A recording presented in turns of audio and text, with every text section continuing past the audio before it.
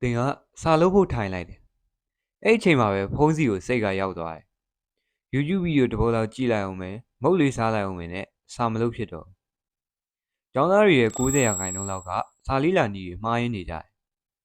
စာအုပ်ကိုနိုင်ပေါင်းများစွာထိုင်ကြည့်ပြီးတော့ဘာမှမမှတ်မိပဲနဲ့အချိန်ဖြုံးနေကြတယ်ဒါပေမဲ့ကျွန်တော်ကပုံမြင်မြန်လေးလာနိုင်ပြီးတော့ပုံမှတ်မိစေကတင်နှစ်သက်တဲ့အရာလုပ်ဖို့အချိန်ပိုထွက်လာစေမဲ့နီလန်ရှိရလို့ပြောရင်ရောသင်ကဆောင်ပြီးဝဲအတွက်ပြင်ဆင်နေတဲ့ကျောင်းသားတစ်ယောက်ပဲဖြစ်ဖြစ်စကေးတစ်ခုခုကိုလေးလာနေတဲ့လူတစ်ယောက်ပဲဖြစ်ဖြစ်ဒီနီလန်းတွေကအလုပ်ဖြစ်မှာပါပထမဆုံးနီလန်းကတော့ဒီ expectation health ခေါ်ပါတယ်တစ်အုံနောက်ကပြင်းတတ်ပါတယ်အချိန်ပေးရင်ပေးသလောက်သူကအချိန်ဆွဲပါလိမ့်မယ်10မိနစ်စာအလုပ်ကအချိန်ဆွဲနေမယ်ဆိုရင်2နာရီလောက်ကြာသွားတတ်တာကိုသတိထားမိမှာပါဒါကိုတော့ Parkinson law လို့ခေါ်ပါတယ်အလုပ်တစ်ခုကပြီးရတဲ့အချိန်တိုင်းပြန့်ကားသွားတာပါဒါကိုဖြေရှင်းဖို့ဆိုရင်စာကြည့်ချိန်ကိုတူတူလေးတွေသတ်မှတ်ပါ3နာရီစာကြည့်ရမယ်လို့မတွေးပဲမိနစ်20ပဲစာကြည့်မယ်လို့ကိုပြောပါ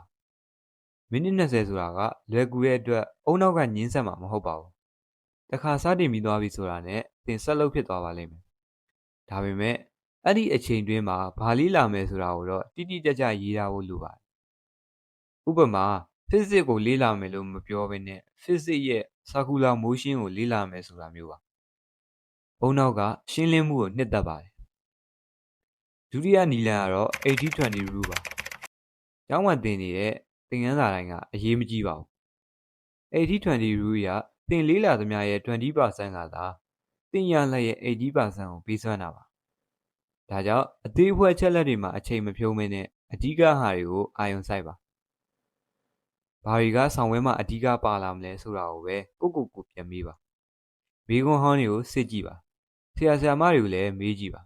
စာစားမလေးလာခင်မှာမေးခွန်းဟောင်းတစ်ခုကိုအရင်ဖြေကြည့်ပါအများဆုံးပါလာတဲ့အကြောင်းအရာ20%ကိုရှာပြီးတော့အဲ့ဒီဟာတွေပေါ်တင့်အချိန်ရဲ့80%ကိုပေးလိုက်ပါအဲ့ဒီကနီလန်ကတော့ထိုင်မာနီလန်ပါသင်ကအချိန်သတ်မှတ်ပြီးတော့စာလုပ်တဲ့အခါ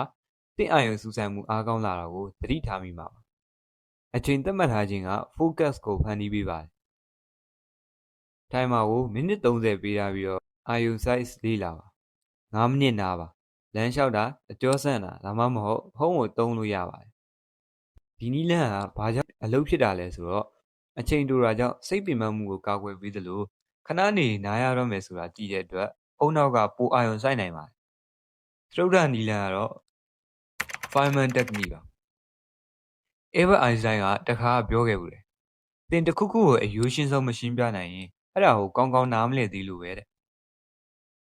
တစ်ခုခုကိုမြင်မြန်သိယူခြင်းတခြားသူကိုပြန်ရှင်းပြနိုင်ဖို့လိုပါတယ်ပထမဆုံးခေါင်းစဉ်တစ်ခုကိုရွေးလိုက်ပါအဲ့ဒီခေါင်းစဉ်ကိုအသက်9နှစ်အရွယ်ကလေးတစ်ယောက်ကိုရှင်းပြနေတယ်လို့မျိုးရှင်းပြပါခက်ခဲတဲ့စကားလုံးတွေကိုမသုံးဘဲနဲ့ရိုးရှင်းတဲ့စကားလုံးတွေကိုပဲသုံးပါဒီရှင်းမပြနိုင်တဲ့အချက်ကိုရှာပြီးတော့အဲ့ဒီအပိုင်းကိုပြန်လေးလာပါပို့ပြီးတော့ရိုးရှင်းရှင်းနဲ့ထက်ရှင်းပြနိုင်အောင်ကြိုးစားကြည့်ပါသင်ကအလွတ်ကျက်နေတာမျိုးမဟုတ်တော့ဘဲနဲ့အကြောင်းအရာတစ်ခုကိုအမှန်တကယ်နားလည်သွားပါလိမ့်မယ်ပစ္စမမြောက်နီလန်ကတော့ active record လို့ခေါ်ပါတယ်နှစ်စားပုံမှတ်မိခြင်းလို့စာကိုအထက်ထက်ဖတ်နေတာမျိုးကိုရက်လိုက်ပါစာအုပ်ကိုပြန်ဖတ်မဲ့စာအုပ်ပိတ်ပြီးတော့အဓိကအချက်တွေကိုပြန်စဉ်းစားပါမှတ်စုတွေကိုကူးရေးနေမဲ့အစားမှတ်မိသလောက်ပြန်ရေးပါဒါကိုလုပ်ဖို့ဆိုရင်အခန်းတစ်ခန်းဖတ်ပြီးရင်စာအုပ်မကြည့်ဘဲနဲ့မှတ်မိသမျှကိုစာရွက်ပေါ်မှာအကုန်ချရေးဖို့ပါပြီးမှဘာတွေကြံခဲ့လဲဆိုတာပြန်စစ်ပါဒါကမှတ်ဉာဏ်ကိုချက်ချင်းတိုးတက်စေပါတယ်နောက်ဆုံးနီလန်ကတော့အိတ်ဆက်ချိန်နဲ့လေ့ကျင့်ခန်းလုပ်တဲ့အချိန်ပါစိတ်ဝင်စားစရာအချက်ကသင်နိုးနေချိန်မှာအုံနောက်ကစာတွေကိုတင်ဆက်တာမဟုတ်ပါဘူးအိတ်နေချိန်မှာမှတင်ဆက်တာပါဒါကြောင့်ညလုံးပေါက်စာကြက်တာကအမှားယွင်းတဲ့လုပ်ရက်ပါဒီနေ့ကို9နာရီလောက်တော့အိတ်ဆက်ပေးဖို့လိုပါတယ်လေ့ကျင့်ခန်း10မိနစ်လောက်လုပ်ပေးတာကလည်းမှတ်ဉာဏ်ကိုပိုကောင်းစေပါတယ်ဒါကိုပြန်ချုပ်ပေးရမယ်ဆိုရင်တစ်ခုခုကိုလေးလာရင်သုံးရမယ့်နီလန်တွေကနံပါတ်1 9မိနစ်20 30လောက်ပဲစာလုံးမယ်လို့ပြောပါနံပါတ်2 80-20 rule ကိုသုံးပြီးတော့အရေးကြီးတာကိုပဲအာရုံစိုက်ပါနံပါတ်3တိုင်မာကိုအသုံးပြုပြီးတော့အဲ့ဒီအချိန်တွင်းမှာအာရုံစိုက်လုပ်ပါနံပါတ်4တခြားသူကိုပြန်ရှင်းပြပါနံပါတ်5 ကိုမိကွန်းနေပြန်ထုတ်ပါနံပါတ်6ကတော့အိတ်ဆက်ချိန်နဲ့လေ့ကျင့်ခန်းလုပ်တာကိုဂရုစိုက်ဖို့ပါဒီနည်းလမ်းတွေကတစ်ခုကိုရွေးပြီးတော့ဒီနေ့ပဲစမ်းလုပ်ကြည့်လိုက်ပါဘယ်နည်းလမ်းတွေကသင်အတွက်အလုပ်ဖြစ်သွားလဲဆိုတာကိုလည်းလာမှတ်ပေးလို့ရပါတယ်